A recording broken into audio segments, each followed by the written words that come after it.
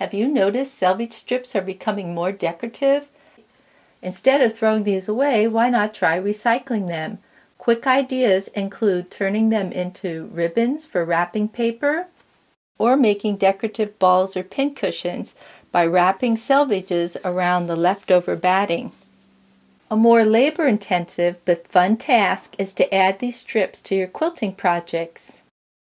In this video, you'll get some tips for sewing selvages along with a quick tutorial and pattern for making this eyeglass case.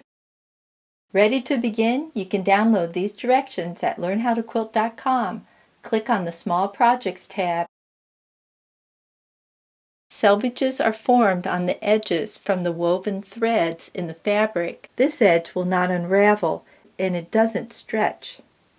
Often, at least one edge has information printed on it and the other edge is blank. Not so long ago they were just a strip of white. Today, selvage strips not only showcase info about the fabric such as the designer or the company that produced it, but also these dye-color dots. The dye-color dots are being replaced by cute little graphics. When buying fat quarters, you'll want to look for ones with this printed edge. You can save both of these edges, but the printed edge is often more unique and interesting. If you decide you want to start collecting selvages, then I recommend cutting this selvage off as soon as you bring your fabric home. I used to cut right next to that white selvage edge, but now I like to have about maybe a half of an inch or more over because it gives me more room to maneuver and it's more colorful. When I was just cutting like this, I really didn't get a chance to see any of that fabric that was attached to the selvage. Organizing your strips isn't necessary, but you'll find this makes it easier when you're ready to sew. First, I separate the fuzzy edges from the straight edges. Then, in each pile, I separate the selvages with writing or with the dye dots from the selvages that are plain. I also have a box where I place my favorites along with some of the unique designs that I find. Some folks prefer to separate by length, others prefer color. There's no right or wrong. Just find a system that works best for your sewing. There are lots of ways to decorate projects with selvages. When piecing a new block, you want to place the selvage on the right side of the fabric, making sure that the information that you want to be seen is outside of that 1/4 inch seam line. Put right sides together, stitch a 1/4 inch, and then press. Then I like to top stitch this edge. It's not necessary, but I don't like that this can flap up. I usually use white thread, but you can use any color or try invisible thread. When top stitching fuzzy selvages, make sure your stitching is above that fringe. If you want to add selvages to completed blocks, take your selvage, put right sides together, and then stitch. Now on this piece, I stitched about a 1/4 of an inch away from that white line. I used that white line as my guide, but I could just stitch on the white line and I'd get something that looked like this.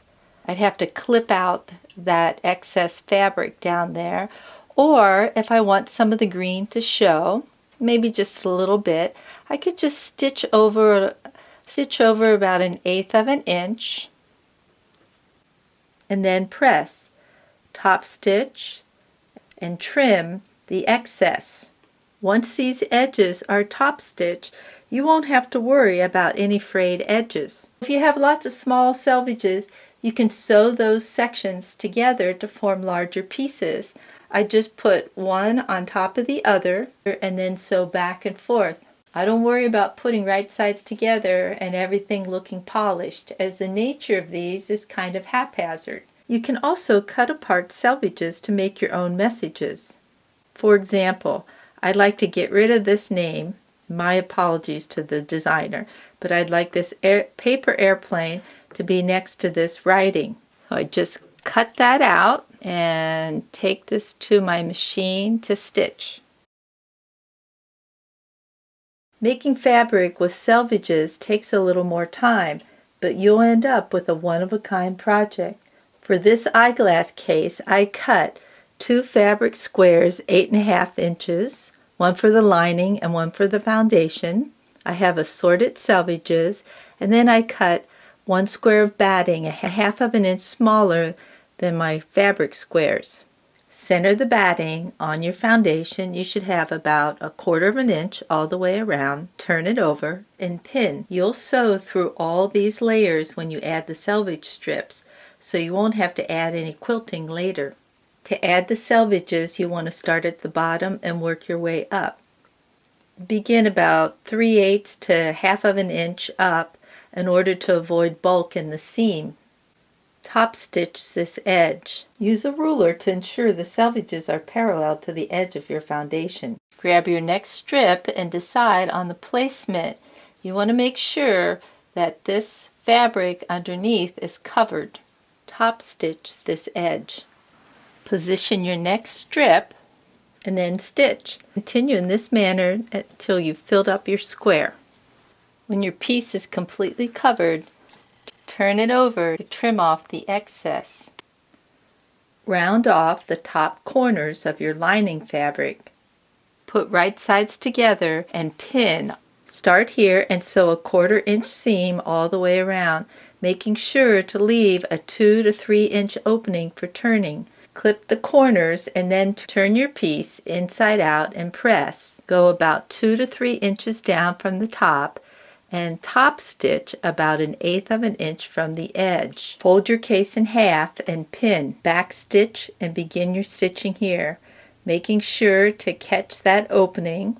Come down, around, and then back stitch on the end. Hope this video inspires you to use selvages in one of your next projects. You might want to get the kids involved. This is a good way to practice sewing on the machine. You don't have to worry about being perfect. The supplies are free, and each project ends up being unique. Thanks for visiting LearnHowToQuilt.com. We'd really appreciate if you subscribe to our YouTube channel and share our videos with your friends. Thanks.